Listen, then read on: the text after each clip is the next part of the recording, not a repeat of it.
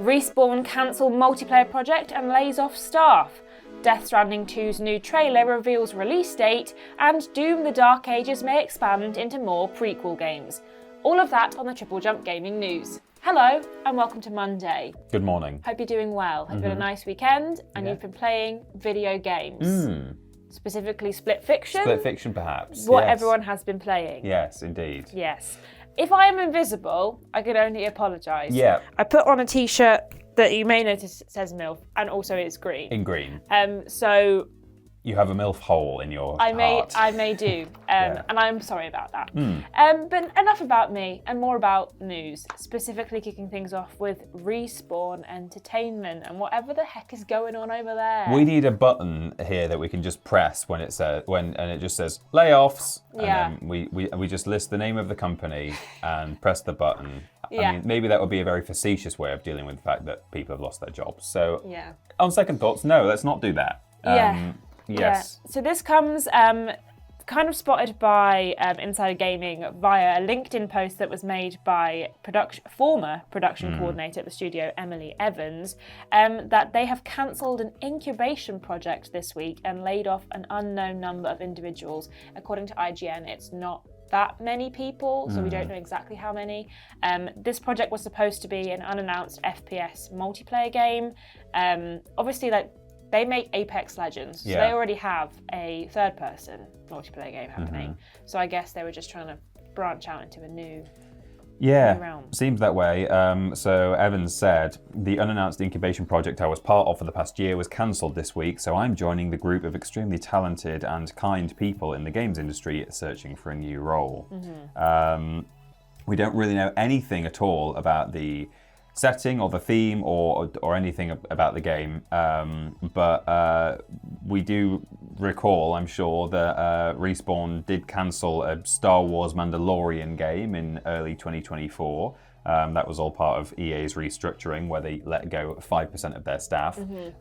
So it probably wasn't a Star Wars thing. That's about the only thing we can rule out, because they were working on something else that was Star Wars that was also cancelled. Although they could have been working on several things at once. Yeah, so I mean, I don't really know what else Respawn are currently doing other than just grinding out Apex Legends for the rest of time. It was a shame the Mandalorian game got cancelled, and then this is seemingly again gone the same way. So I wonder what's going on.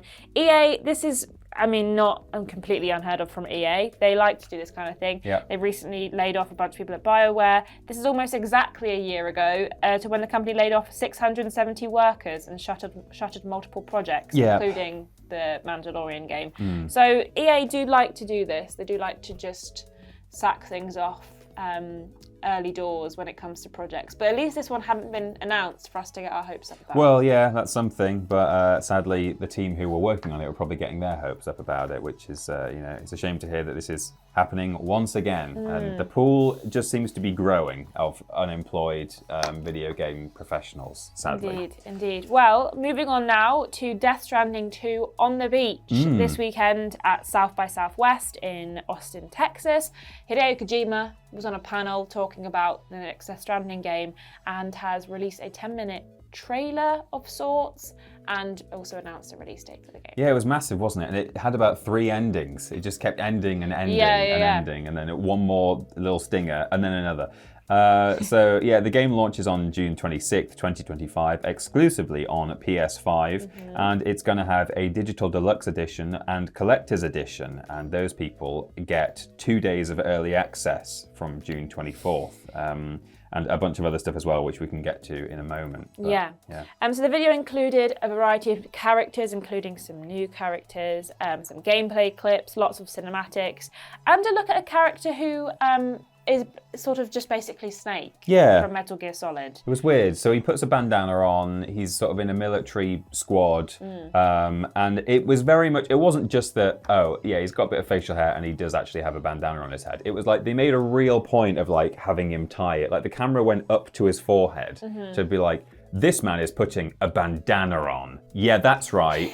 As though it means something. And is it just a superficial resemblance? I mean, obviously it's Kojima in both cases, so it's got to be more than that, or is Yeah. it just a reference? It could be an ode to his first love, if you will. Yeah. But the character is called Neo, and he puts a bandana on, and then he leads a team of sort of skull soldiers around. But this isn't the only Metal Gear vibe. There's also Magellan Man, a huge tar-like creature fused with a DHV.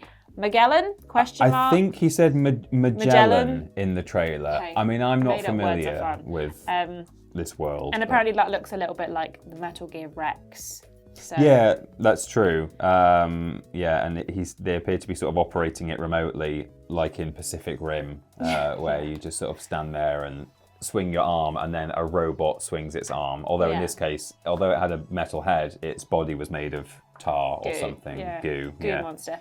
So the standard edition will cost $69.99, which is pretty standard. Yeah. The collector's edition will cost £229.99, and the digital deluxe edition will cost $79.99.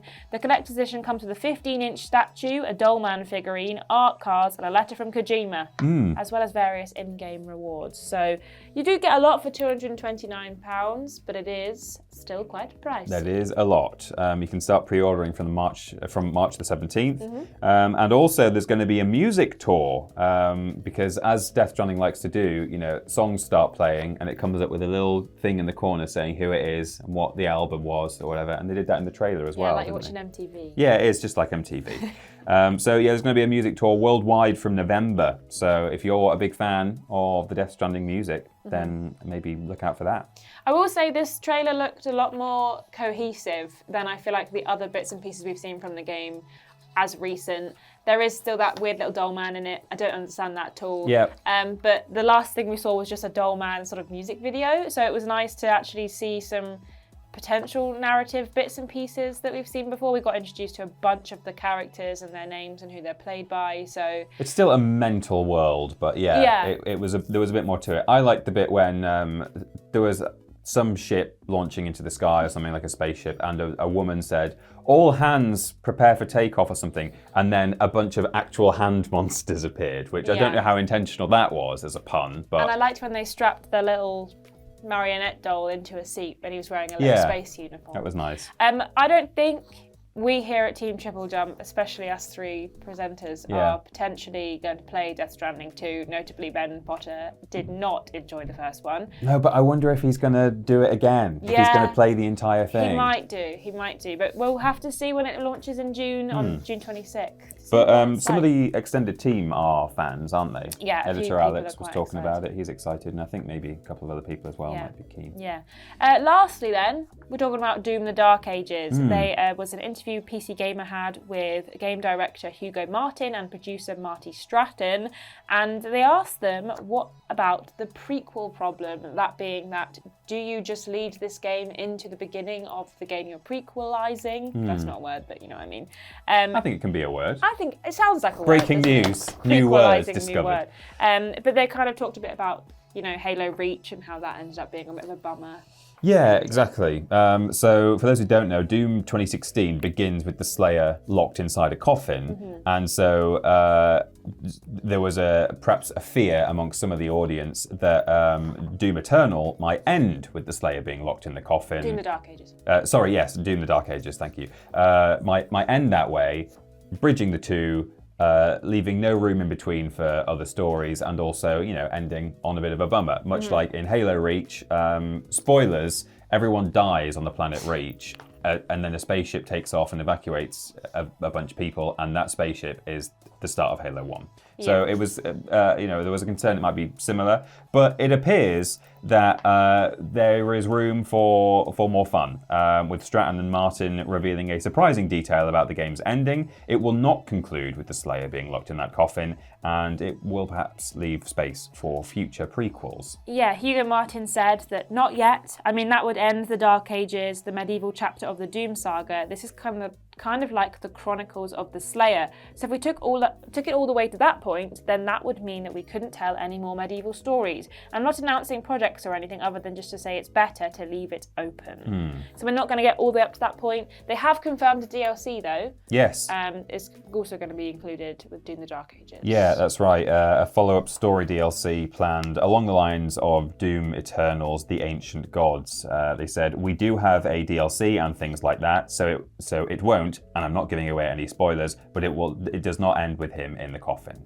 So at least it leaves room for the DLC, and it also sounds like, as well, even with the DLC included in the equation, it probably still doesn't end with him being in the coffin. So id may be planning more games depending on how well this does, and I'm sure that Doom fans are pleased to hear that, because I feel like the medieval side of things is quite interesting. Well, exactly. I was going to say it would be a shame to introduce a whole new kind of era of the story and the world and a whole new aesthetic and all this stuff to get excited about and to explore, and then to say, oh, we've painted ourselves into a corner and now we can't do any more of it. So I think it sounds like a smart move, to be honest. Indeed.